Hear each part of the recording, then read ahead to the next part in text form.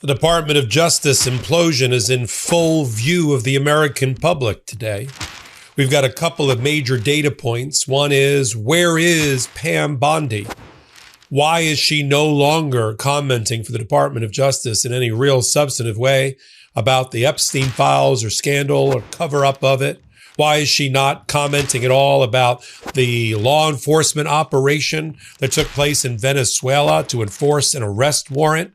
Why is she nowhere to be found on the stage discussing Venezuela? Why is she nowhere to be found commenting on behalf of the Department of Justice about the murder of Renee Good or the investigation of Jonathan Ross, the ICE agent? Where is she?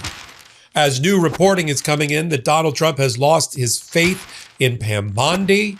He's lost his belief that she can do the job.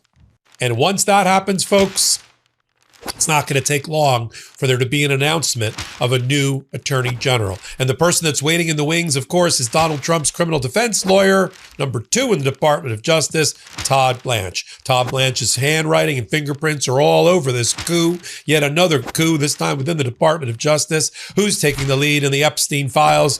Todd Blanch. Who's taking the lead to defend Jonathan Ross, the ICE agent? Todd Blanch. Who's taking the lead concerning Venezuela and the operation there? Todd Blanch, combined with J.D. Vance. You see a lot more of J.D. Vance out defending the ICE agent, for instance, and the murderer of Renee Good than you do Pam Bondi.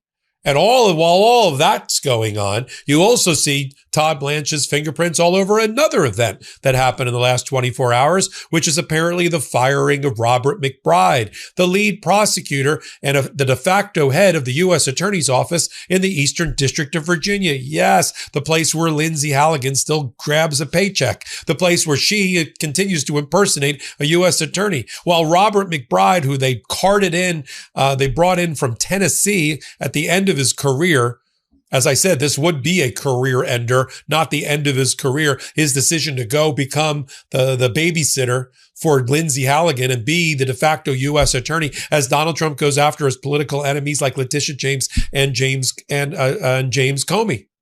And now we've got the reporting that, and I believe it was Todd Blanch, that Robert McBride has been canned. He just met with all the federal judges in the Eastern District of Virginia to calm the waters, to make them know that there was an adult in charge, and now he's out the door because he wouldn't prosecute the Comey case.